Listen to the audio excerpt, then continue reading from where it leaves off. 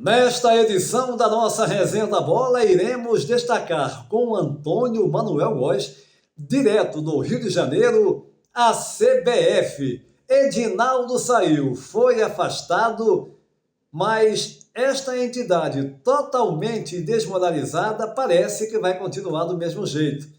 Antônio Manuel Góes vai trazer as últimas informações, inclusive das eleições que irão ocorrer no próximo final de semana. Direto de Curitiba, no Paraná, Fernando César vai dar uma geral na última rodada do Campeonato Brasileiro, como se encontra essa competição, na qual o Palmeiras já abriu 4 pontos de vantagem para o vice-líder Flamengo. Direto de Penedo, Alagoas, Robinson Lessa vai chegar falando de Carlo Ancelotti, o novo treinador da seleção, que foi contratado ainda na gestão do senhor Edinaldo Rodrigues e que já tem uma pré-lista para a seleção brasileira que irá fazer as próximas partidas pelas eliminatórias da Copa do Mundo em breve. Também informações da conquista do Sporting, o bicampeão português. Tudo isso não sai daí porque é já após a nossa vinheta.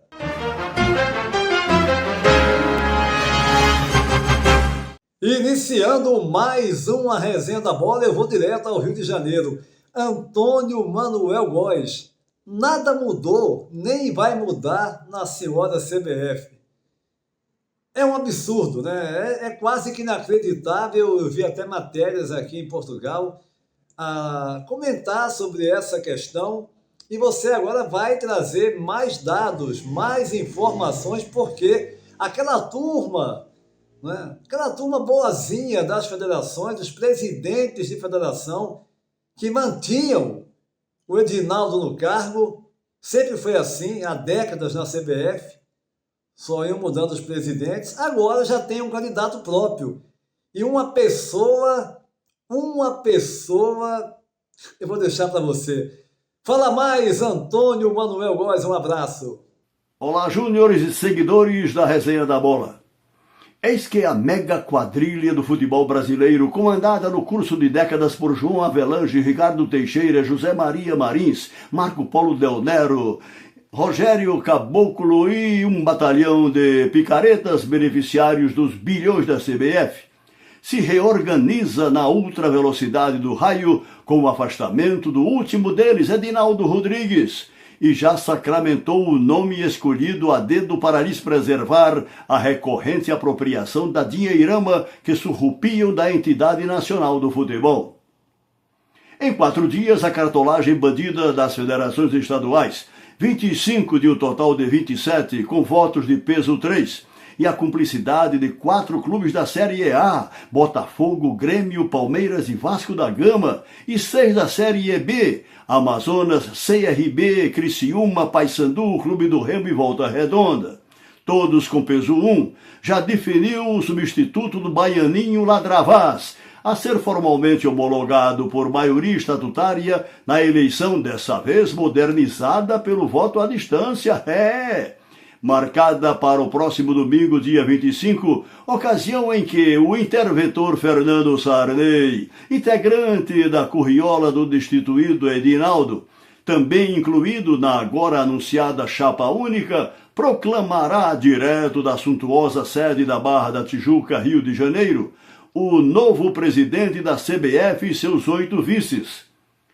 Aclamada último sábado à noite em animado regabofe aqui no Rio, a candidatura foi registrada neste domingo 18. O escolhido, Samir Chau, de 41 anos, médico de Boa Vista. Por sinal, presidente eleito com 2 anos de antecipação, lá é assim, para mandato de 4 anos da possante Federação de Futebol de Roraima, extremo norte do país, que, por óbvio, não assumirá, depois de eleito por 10 clubes e meia dúzia de ligas amadoras, dos quais ninguém país afora jamais teve notícia. Samir Chaldi seria, por hereditariedade, sucessor do papai Zeca Chaldi, manda-chuva do futebol roraimense nos últimos 39 anos. Mas antes da posse na Federação dos Confins Pátrios, vira a bola da vez da criminosa organização da CBF, uma espécie de Collor e Bolsonaro redivivos, a anunciar mudanças salvadoras no futebol brasileiro. 2 federações, 16 clubes da Série A e 14 da Série B, articulavam a indicação de Reinaldo Carneiro Bastos, presidente da Federação Paulista. Pretensão, todavia, a ficar liminarmente pelo caminho, por falta do aval de, no mínimo, 8 entidades estaduais para sua inscrição. Samir Chaldi, aprendiz de cartola roraimense, todavia, em sua história pregressa fora do futebol, responde por denúncia de estelionato e desvio de R$1.400.000, quando diretor do Hospital Geral de Roraima, processo que se arrasta faz anos nos escaninhos da Justiça de Boa Vista, cuja defesa aponta seu cliente, imaginem, como respeitado cidadão de bem. Nesse domingo, em seu programa esportivo da CNN, o polêmico Benjamin Bach, o Benja, cuidou de abrir imediatamente espaço para um deslumbrado Samir Chaldi, tratado pelo âncora e seus patéticos debatedores como o novo moralizador da Confederação Brasileira de Futebol. Por nossas contas, considerado o critério de peso 3 das 25 federações estaduais e peso 1 dos 10 clubes das séries A e B, Chaldi já conta de saída com 71 votos, contra um máximo de 36 para qualquer outro concorrente, distribuídos entre 30 clubes e as federações de São Paulo e Mato Grosso, que não apoiam o herdeiro do oligarca Zeca Chaldi. No esgoto putrefato da CBF, sai Edinaldo e entra o, entre aspas, Salvador Samir de Roraima, Antônio Júnior. É simplesmente... Não, a gente poderia falar que é surreal, que é inacreditável, mas é a realidade. O futebol no Brasil é uma vergonha. Eu vejo muita gente analisar o futebol, né, no campo de jogo, a dizer que o futebol brasileiro é deficiente, que apesar de ter grandes equipes com muito dinheiro, é o caso do Flamengo, é o caso do Palmeiras, o Botafogo se reestruturando aí nos últimos anos, com a chegada do John Textor, o Atlético Mineiro, enfim, outras equipes internacionais, enfim, o Bahia, né? Mas o Fortaleza também no grande trabalho feito no clube, mas não adianta você ter equipes de ótima qualidade se o comando do futebol, que está na mão da senhora CBF, ela tem como gestores, como você colocou bem, picaretas. É um termo pesado, mas é realidade, gente. É uma quadrilha. É uma quadrilha. Agora, é inaceitável você ver coleguinhas no meio, como o senhor Benja, a puxar o saco dessa turma. Aí você vai questionar, não, eu estou colocando os fatos. Que fatos? Essa pessoa não critica, porque é tudo acumulado, é tudo ali, sabe? É uma panelinha só.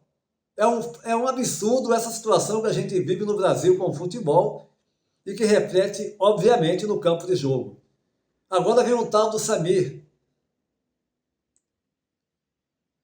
Samir de Roraima, também envolvido aí em coisas não muito lícitas, né, do que você colocou.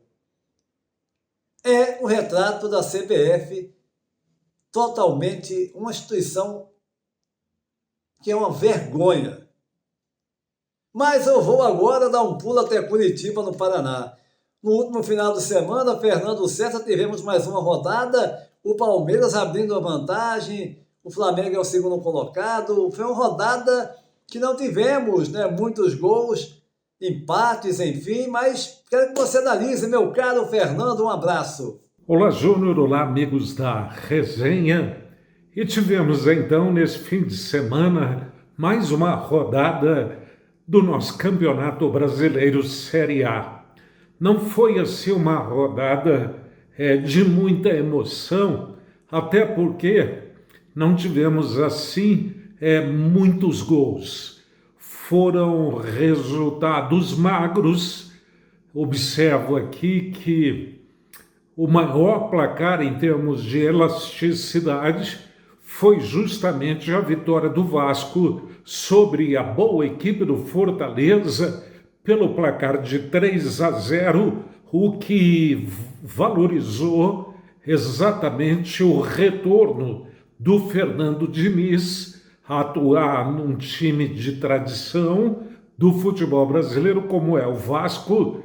Inclusive, ao final do jogo, o Diniz chegou a ser ovacionado pela torcida Cruz Maltina, justamente porque o Vasco venceu e teve uma atuação convincente junto à sua torcida. Repito, foi um jogo assim que apresentou talvez um pouco mais de emoção, porque a vitória do Corinthians sobre a equipe do Santos pelo placar magro de 1-0 foi um jogo normal, dentro das características de um clássico, onde a marcação acaba sobressaindo, como aconteceu inclusive no clássico entre Flamengo e Botafogo no Rio, onde o 0-0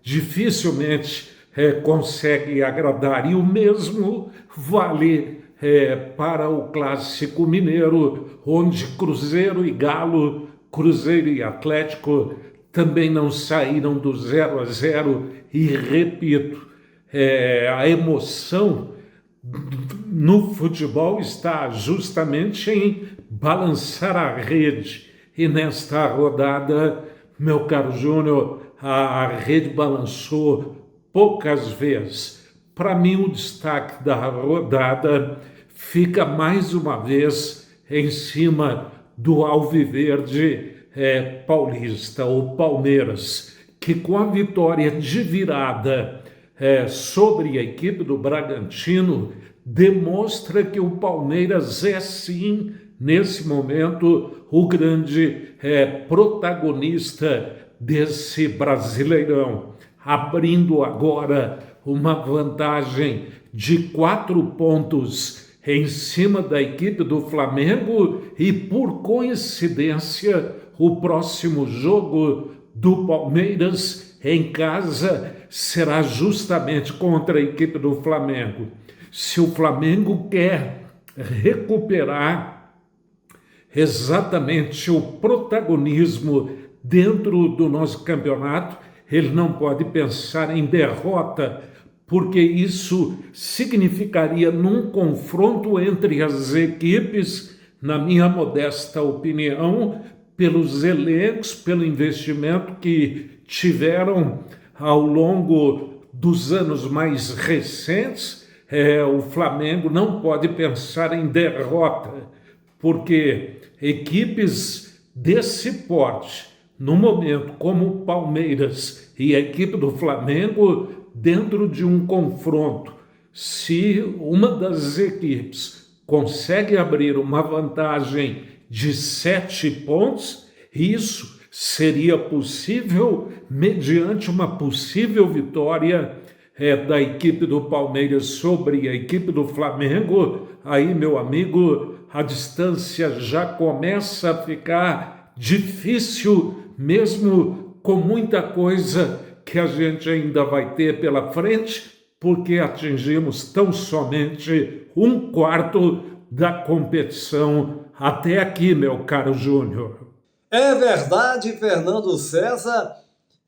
As duas equipes, que no começo do ano, mediante o Botafogo ter perdido vários jogadores, mesmo assim sendo apontado como um candidato, mas as duas equipes apontadas como com maior probabilidade de brigar pelo título, Flamengo e Palmeiras, estão aí. Um é líder, o outro é o vice-líder. Só que o Palmeiras não vem tropeçando. O Palmeiras ganhou em cima da hora. Ganhou. O Flamengo teve 2 tropeços aí com o Vasco. Com o Botafogo foi um jogo, digamos, na maior parte do tempo igual. Agora, o Flamengo, mesmo com o desfalque do Arrascaeta e do Gerson, né? O Botafogo também estava cheio de desfalques. E tem o Arthur, o melhor jogador do Botafogo hoje, na minha opinião, sem atuar. O Flamengo perdeu uma chance de somar 3 pontos. E agora veio o Palmeiras abrir 4 pontos. É muito cedo ainda, é muito cedo. Agora, esse jogo vai ser decisivo.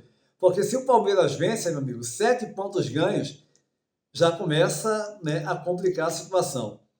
E no demais, o campeonato, ao meu ver, está tendo um bom nível, sim, apesar aí, como você falou, de vários empates, algumas equipes tropeçando. O Fortaleza ainda não se achou, o Internacional está mal, né? E tem muito ainda do que rolar. Daqui a pouquinho, gente, fiquem ligados, teremos as informações da conquista do Sport, o bicampeão português. Já, porque agora tem Robinson Lessa chegando, Carlo Ancelotti já tem aí, já está, né? Foi contratado, na última semana foi anunciado.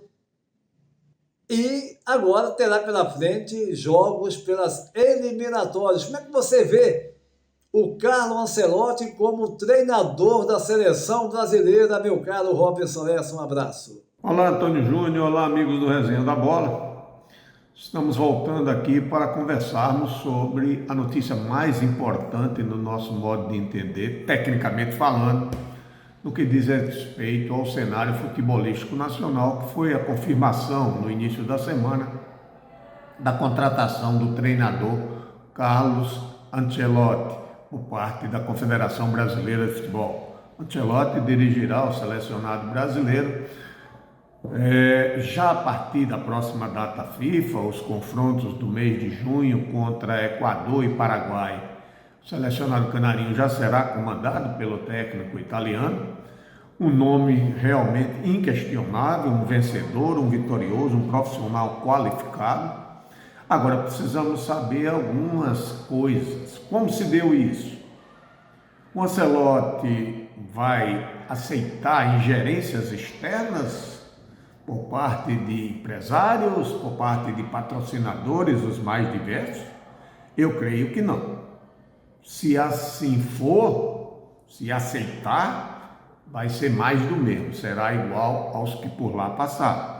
Então eu acredito que o cara com um currículo vitorioso, com renome, prestígio internacional do Ancelotti, não vai se submeter a essas peripécias da Confederação Brasileira de Futebol. Então, é um nome vitorioso, apesar de ser um primeiro trabalho em termos de seleção, que é outra coisa completamente diferente, porque no clube ele está no dia a dia, a seleção a gente sabe como se dá. Você convoca o jogador, ele se apresenta muitas vezes na segunda, treina na terça e já vai para o jogo quarta ou quinta-feira.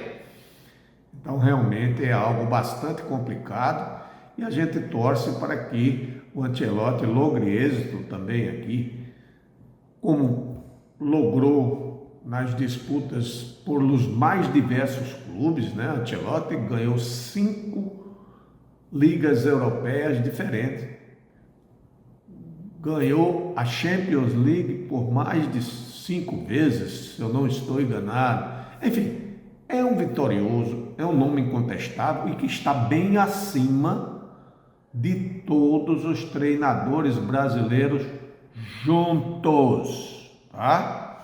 Então, veja o patamar que se encontra o Carlos Ancelotti em relação aos demais técnicos brasileiros.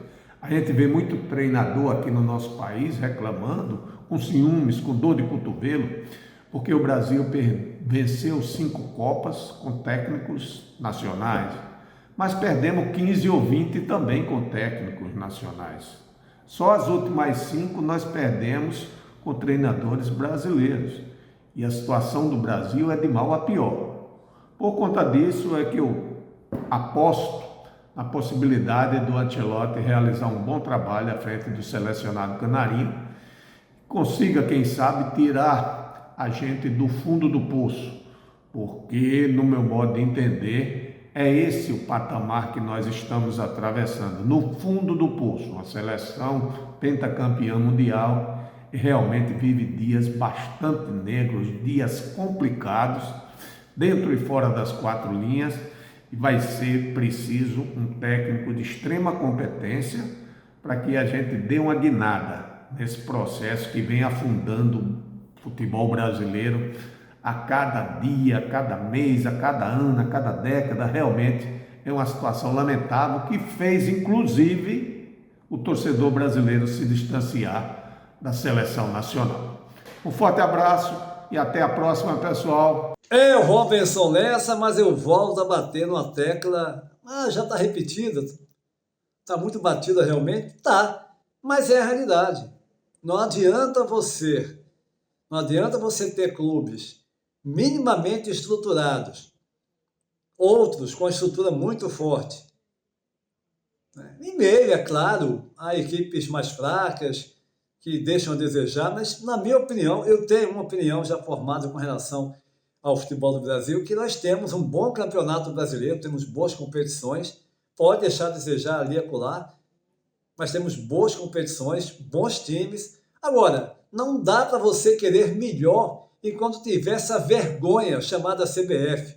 Esses criminosos desta entidade totalmente desmoralizada. E agora com o tal do Samir. Quem é Samir? É mais um desse grupo, dessa quadrilha que está há anos dentro da CBF. E por causa deles, por causa dessa realidade, que o futebol do Brasil não avança e não pode ser levado a sério, a verdade é essa.